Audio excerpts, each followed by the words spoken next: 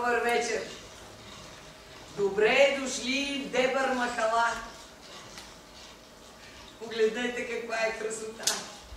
Малки къщички с дворчета, помпи за вода и пейки, сакси с босилек, асмии, чемширени порти, карамфил, цъфнали липи, целувки, топли като младост. Но не винаги беше така. Тук беше ужасно. Навсякъде асфалт, ръждива арматура и цимент. Издигнаха грозни панели, разхвърляни един през друг, без идея и без план. Мрачно, бял ден не можеш да видиш. Тук на пейката, на която седим, беше усойно. Няма слънце. Змиярник. Отсреща издигнаха една къща на 7 етажа. Слава Богу, къщата вече я няма. Върна се душата на Дебър махала. И всичко това благодарение на един човек. За него се разказват различни истории. За едни той е народен герой и създател, а за други демон и убиец. Тази история е за него. За Коце. За Коце от Дебър махала.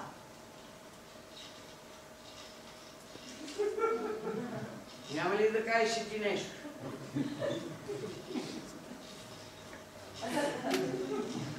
И айде де, само аз ли ще говоря. Може ли за Шмикалян? Сега не говорим за Шмикалян, за Коце говорим. Добре, айде, ама по-кратко. Шмикалянта, Шмикалян. Шмикалян беше доктор. Голям доктор, главен хирург. Вечер, като отидеше да пил, кръчмата ми поверяваше колата си. Поемия, вика. И аз я поемам, а тя бял Крайслер, като кораб. Откараме, значи, цяло ще я стегна, ще я смажа. А тя мърка като котка. На сутринта ми се обажда по телефона. Отивам, взимам го, карам го вкъщи, давам му ключовете, а той ми дава бакшиш. И ми вика, Круме, вика! Круме! Само на тебе я давам да я караш.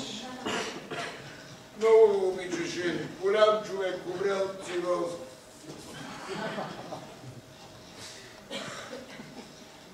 Децата му пропиляха всичко. Колата се скапа, цигарите я върнаха. Круме, вика, само на тебе я давам да я караш. Стига, разбрахме. Айде.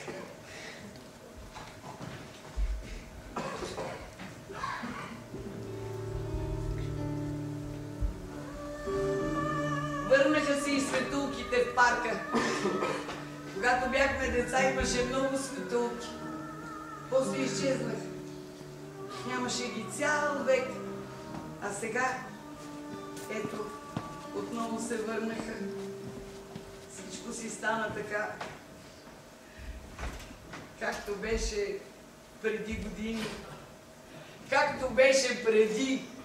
Може ли да кажа още нещо? Не!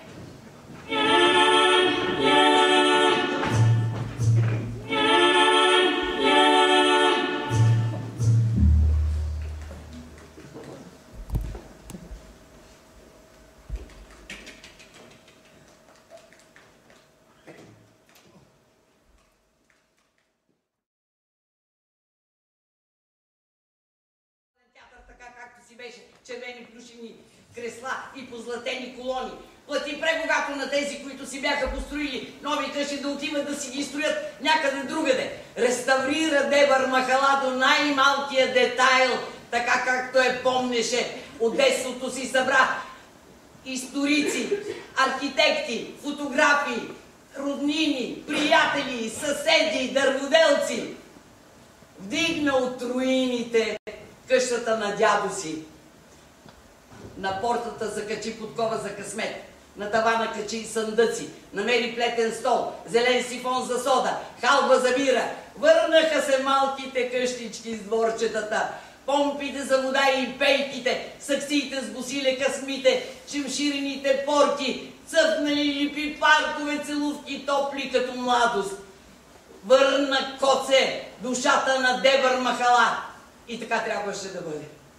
За да се знае какво е било, какви сме били, какво сме правили, какво сме сторили. Кой да знае?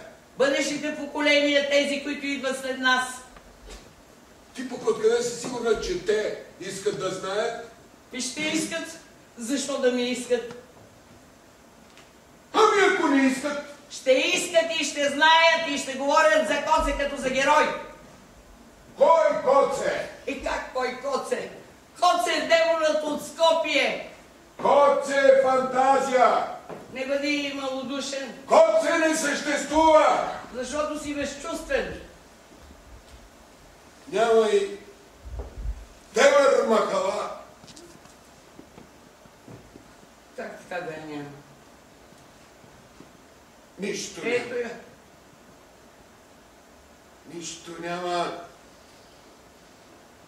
Всичко е тука.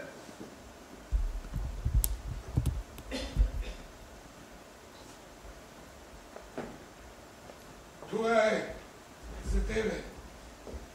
Какво е това?